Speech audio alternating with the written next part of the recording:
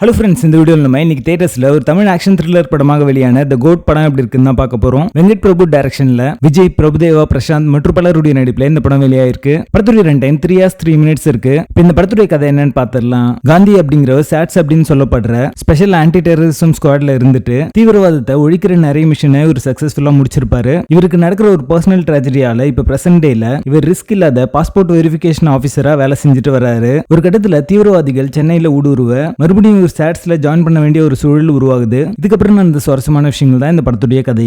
படத்துடைய positives and negatives சேர்த்தே பார்த்துடலாம். Thalapathy star of the show அப்படின்னு சொல்லலாம். இவரோட சட்டிலான performance, dialogue delivery, dance moments எல்லாமே பாத்தீங்கன்னா இந்த படத்தை ஹோல்ட் பண்ணி கொண்டு போயிருக்கு அப்படின்னு சொல்லலாம். மாஸ் அண்ட் கிளாஸ் ஆடியன்ஸை கவர்ற மாதிரியான நிறைய விஷயங்களை அவரோட கரிஸ்மா மூலமா கேரி பண்ணிருப்பாரு. அது இந்த படத்துக்கான பிளஸ் அமைஞ்சிருக்கு. அவர் அழற மாதிரியான ஒரு இன்டென்ஸான ஒரு பெர்ஃபார்மன்ஸ் இந்த படத்துல கொடுத்திருப்பாரு. அந்த மாதிரியான ஒரு பெர்ஃபார்மன்ஸை இவர்கிட்ட இதுக்கு முன்னாடி நீங்க பார்த்திருக்க மாட்டீங்க. இந்த படத்துல 2 விஜய் கேரக்டர் இருக்கும். அது நீங்க ட்ரெய்லர்லயே பார்த்திருப்பீங்க. அந்த 2 கேரக்டருக்கும் பெர்ஃபார்மன்ஸ், வாய்ஸ் மாடுலேஷன், டெக்னிக்கலாவும் பாத்தீங்கன்னா நிறைய வேரியேஷன் காட்டிருப்பாங்க. சோ படம் முழுக்க பாத்தீங்கன்னா அது ஒரு 2 நபர் அப்படின்றத நம்பகத்தன்மையோட வச்சிருப்பாங்க. அது இந்த படத்துக்கான பிளஸ் அப்படின்னே சொல்லலாம். பட் இருந்தாலுமே கிளைமேக்ஸ் ஃபைட் சீக்வன்ஸ்லாம் பாத்தீங்கன்னா ஒரு சில விஷயங்கள் வந்து டூப் போட்டிருக்காங்க அப்படின்றது அப்படமா தெரியுது. இந்த படத்துல வர எல்லா பாடல்கள்லயும் டான்ஸ் சீக்வன்ஸ் ரொம்ப நல்லாவே ஒர்க் அவுட் ஆயிருக்கு. குறிப்பாக மற்ற சாங்ல இருக்கிற அந்த டான்ஸ் மூவ்மெண்ட்ஸ் எல்லாமே பாத்தீங்கன்னா ஒரு செலிப்ரேஷனா இருந்தது தியேட்டர்ல பார்க்கும்போது. பிரபுதேவா, பிரசாந்த் இந்த மாதிரி 2 டாப் ஸ்டார்ஸ் வந்து வச்சிருப்பாங்க. அவங்க ஜஸ்ட் லைக் தட் வந்து போகாம இந்த படத்துல வந்து கதைக்காக வந்து நிறைய இடங்களை யூஸ் பண்ணிருப்பாங்க. அவங்க பெர்ஃபார்ம் பண்றதுக்கு ஸ்கோப் இருக்கிற மாதிரியான நிறைய இடங்கள் இந்த படத்துல இருக்கு. செகண்ட் ஹாஃப்ல நீங்க எதிர்பார்க்காத ஒரு ட்விஸ்ட் வச்சிருப்பாங்க. அது ரொம்ப நல்ல ஒரு குட்டாச்சு அப்படின்னு சொல்லலாம்.